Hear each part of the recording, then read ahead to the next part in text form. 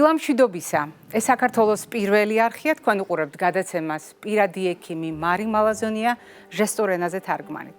ხანგრძლივი პაუზის შემდეგ ჩვენ კვლავ ეთერში ვართ და როგორც ხედავთ, ამჯერად უკვე ახალი შენობიდან, ახალი გარემოდან, თუმცა უცვლელი სათქმელით ჩვენ ადამიანზე ვსაუბრობთ. როდესაც პირველი გადაცემისთვის, განახლებული ეთერისთვის თემა უნდა შემერჩია, სიმართლე გითხრათ, ძალიან ბევრი ვიფიქრე.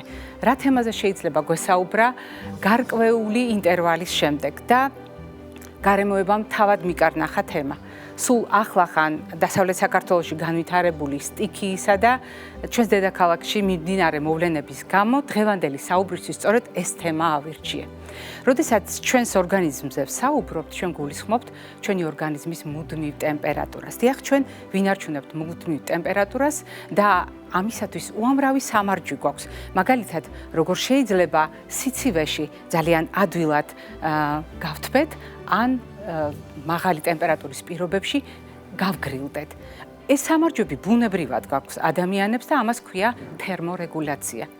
მაგრამ შეიძლება დადგეს მომენტი, როდესაც ადამიანი იმაზე მეტ სითბოს კარგავს, ან იმაზე სწრაფად კარგავს სითბოს, ვიდრე საკუთარ ორგანიზმს გაათბობს.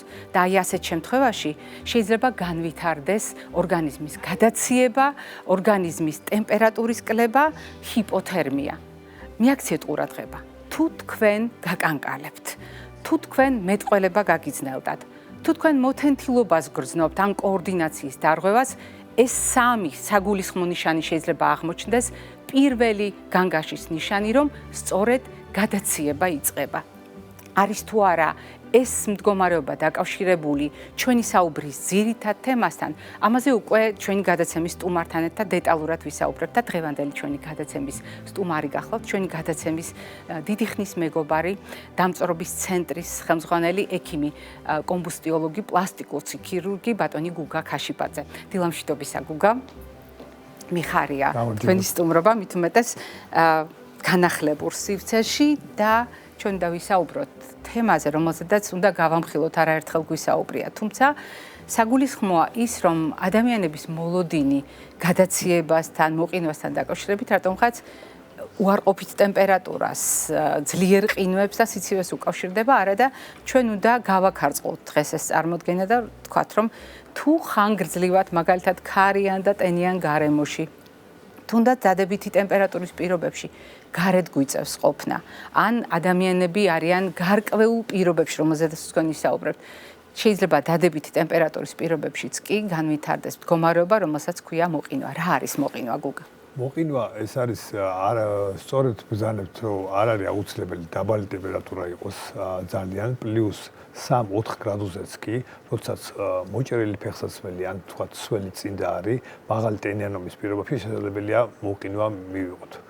დაბალი ტემპერატურის დროს ხდება სპაზმი სისხლძარღვების, ქსოვილების გარკვეულ ნაწილთან ჟანგბადი აღარ მიეწოდება, შესაბამისად სისხლს ვეღარ მიაქვს ჟანგბადი და ხდება გარკვეული პერიოდის განმავლობაში ამ უბნების მთლიანად ნეკროზი და კოდომა. ძირითადად ეს არის ქვემოკიდურები, ტერფები, ეს არის მტევნები და ეს არის სახის მიდამო. რეალურად ხილული და წარზიდული ნაწილები, როგორც ჩვენ ამბობთ ხოლმე.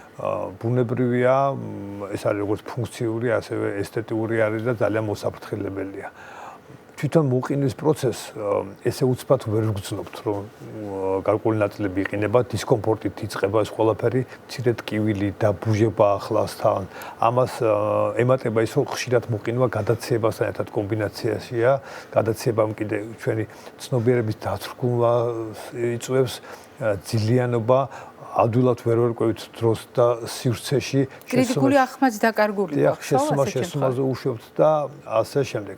არის რამოდენიმე ნიშანი, რომელზეც ვთქვათ, შეგვიძლია წინასწარ ყურადღება მივაქციოთ. ეს არის თუ ვთქვათ, ხანგრძლივად ვაპირებთ სიცივეში ყოფნას, ჯობია რა თქმა უნდა მომზადება. აუცილებლად უნდა იყოს მომზადებული ჩვენი ტანსაცმელი და ფეხსაცმელი ხანგრძლივად სიცივეში ყოფნისთვის. ჯობია ოდნავ დიდი იყოს ფეხსაცმელი ან ზუსტად ჩვენი ზომა, ვიდრე თქვათ ოდნავ მოჭრილი იქნება. მაგალითად, 3 წინდის ჩაცმას და ფეხსაცმელის მოჭრას ჯობია ოდნავ ჰაერი მაინც იყოს ასევე თქვათ, როგორც კი ვიგრძნობთ უკვე წინდა სველი გვაქვს, სასწრაფოდ ჯობია მისი გამოცვლა ვიდრე თქვა სადაც არ უნდა ვიყოთ. სადაც არ უნდა ვიყოთ. ვიდრე თქვა სველი წინდით გაგრძელება ამ ყველაფრის. ასევე უნდა გავითვალისწინოთ, რომ ქარიანი ამინდი და ნალექი ხელს უწყობს მოყინვას კიდევ უფრო მეტად. ქარში სითბოს აორთქლება ხდება და გაცემაც ხდება უფრო სწრაფად, სველი სითხის აორთქლება კიდე სითბოს გვართმევს და მით უმეტეს ხდება ძალიან ადვილად მოყინვა.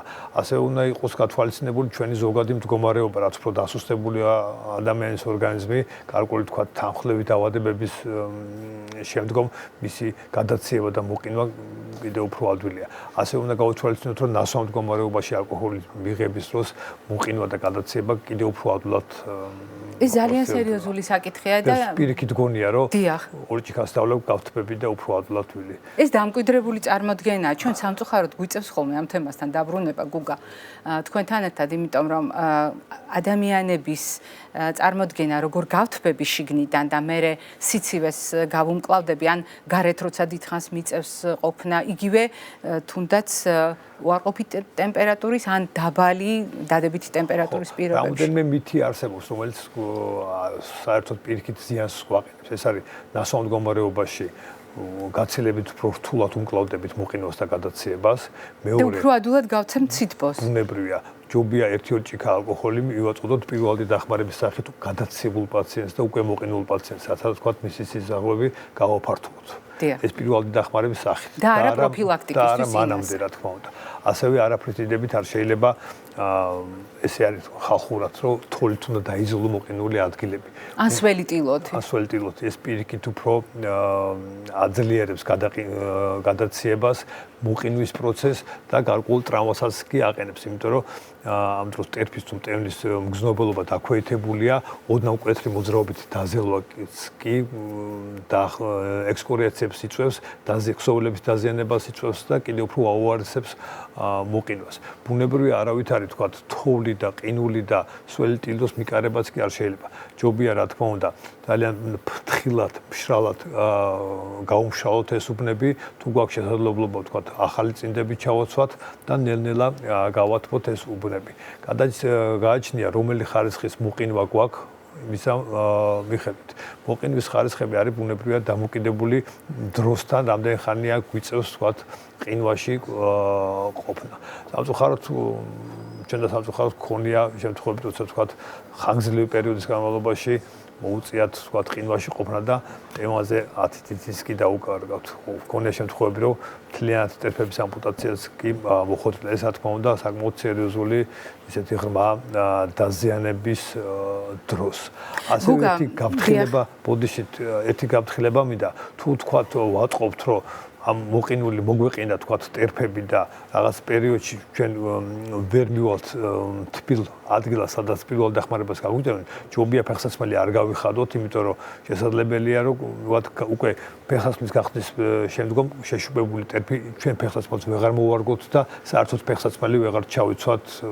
ამიტომ ექსტრემალურ სიტუაციაში ძალიან მნიშვნელოვანია სწორი გადაწყვეტილებების მიღება. დანიშნულების ადგილას მისვლა და მხოლოდ მერე დახმარების მიღება. ასევე აქვე დავამატებ, რომ თქვა, როცა გნობელობა დაქვეითებულია, იგივე თქვა, კოცონზე ტერფების მტევნების გათბობას ხანდახან ვერ გრძნობთ, რომ ტკივა და დამწრობას ვიღებთ მოყინვაზე და თქვა, მის მაგივრად თუ პირველადი დახმარება აღმოუჩნოთ ჩვენ საკუთარ თავს, ან თქვა, სხვას პირიქით შეიძლება სერიოზული დაზიანება მივაყენოთ. მე მინდოდა მეკითხა პირად გამოცდილებაზე, იმიტომ რომ ჩვენ სტუდენტობიდან მეგობრები ვართ და გატაცება, რომელიც გაქვს, მე ვფიქრობ, ფართო საზოგადოებისთვის კარგად ცნობილია და ეს არ არის უბრალოდ გატაცება, ეს არის ძალიან მნიშვნელოვანი დამოკიდებულება კონკრეტულ არჩევანთან დაკავშირებით. მე მთასველობა მაქვს მხედველობაში და ეს არის შენი ცხოვრების წესის ნაწილიც, ეს ძალიან მნიშვნელოვანი საკითხია. თუ გქონია პირადად გამოცდილება, როდესაც გადაციებაზე და მოყინვაზე ვსაუბრობთ, ამ დროს ყველაზე მნიშვნელოვანი რა არის ის, რომ ფეხი გაგიცივდა, ის რომ მოგეყინა თუ შიში რომელიც შეიძლება დაგეუფლოს?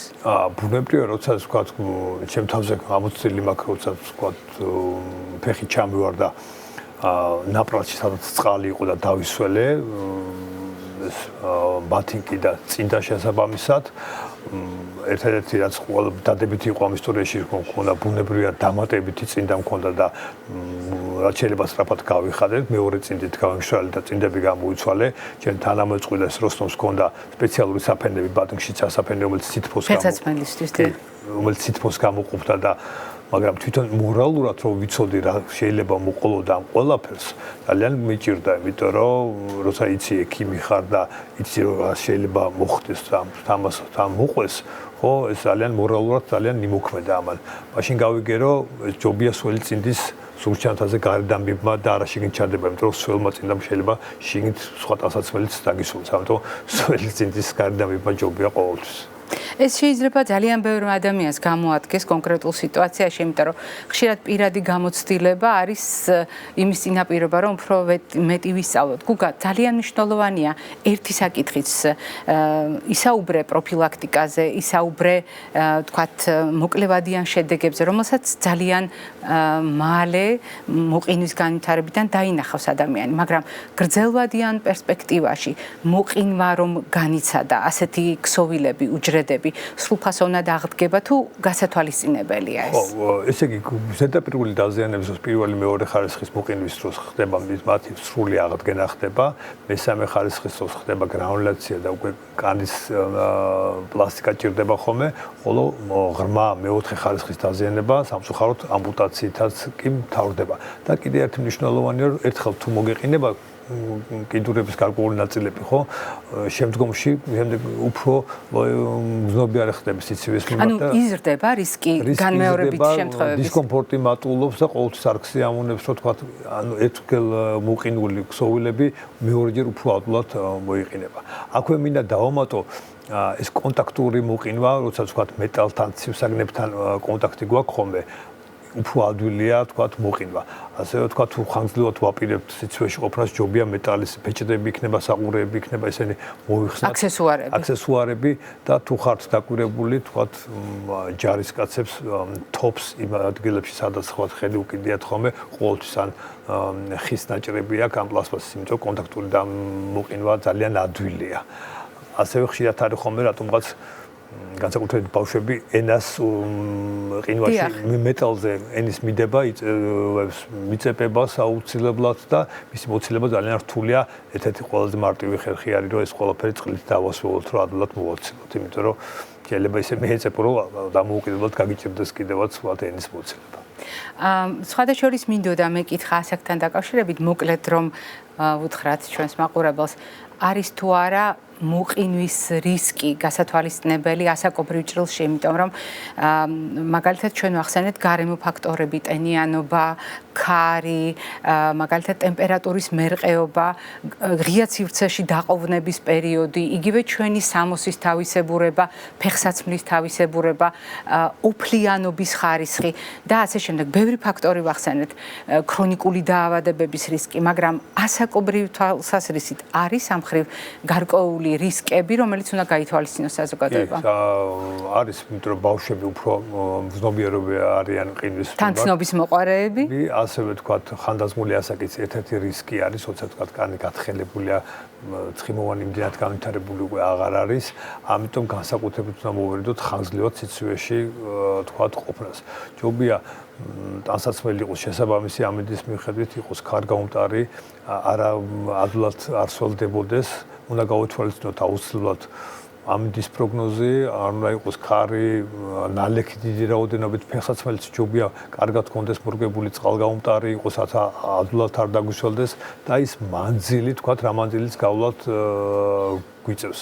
ნუ ბუნებრივია ის ადამიანების მოქალაქეები, რომლებიც ხანგრძლივად უწევთ ხოლმე ესე მონადირეები არიან, მთასვლელები არიან, მათ მეტაკლებად კარგად იციან მოყინვის საფრთხების შესახებ, მაგრამ სამწუხაროდ იქაც ხდება ხოლმე ესეთი ერთეული შემთხვევები. გუგა ძალიან დიდი მადლობა. მაყურებელს უნდა აუცილებლად შევახსენოთ, რომ ჩვენ არ დაგვავიწყდა გაზაფხულის მობრძანება.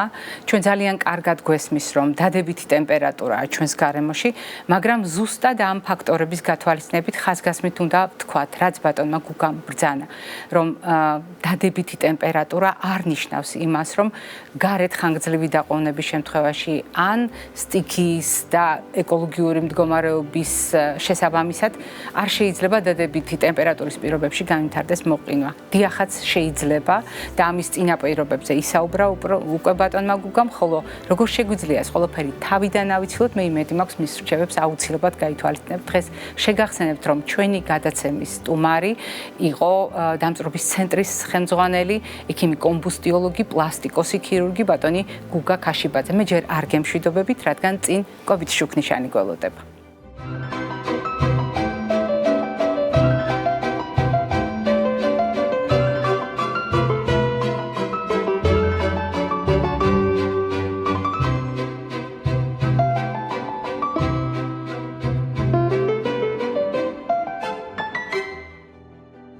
ტრადიციული კვებით შუქნიშანი, რაც იმას ნიშნავს, რომ მწვანე ასოცირებულია ნებადართვასთან, ყვითელი სიფრთხილესთან, წითელი აკრძალვასთან, რეალურად ძალიან იშვიათად ხდება. ასეთ ჩვენს გადაცემაში ტრადიციულად ეს არის წინდახედული შეზღუდვა.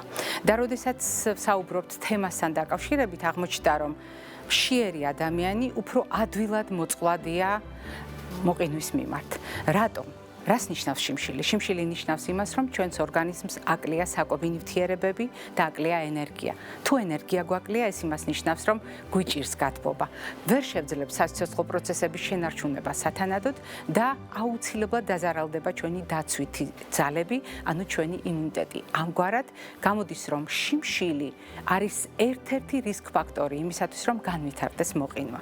რასაკვირველია, ბევრი მიზეზი არსებობს მოყინვისთვის, ბევრი ხელშემწყობი გარემო არსებობს, მაგრამ შიმშილი არის ნოყიერი ნიადაგი მოყინვის ადვილად განვითარებისთვის. იმედი მაქვს, ამას აუცილებლად გავითვალისწინებთ და გავითვალისწინებთ თუნდაც იმიტომ, რომ დადებითი ტემპერატურის პირობებშიც კი ჯერ კიდევ შესაძლებელია მოყინვის განვითარება, ორგანიზმის გადაციება, ამიტომ კარგი ნაკლებობა, ადეკვატური ნაკლებობა და ოპტიმალური უზრუნველყოფა ორგანიზმის საკვები ნივთიერებებით და ენერგიით შეიძლება იყოს ჩვენი ჯანმრთელობის წინაპირობა და მოყინვის თავიდან ნაცილების შესაძლებლობა. მე დღეს ამით გემშვიდობებით და ხვალამდე აუცილებლად გეტყვით ნახვამდის ჯანმრთელობას და დღეგრძელობას გისურვებთ.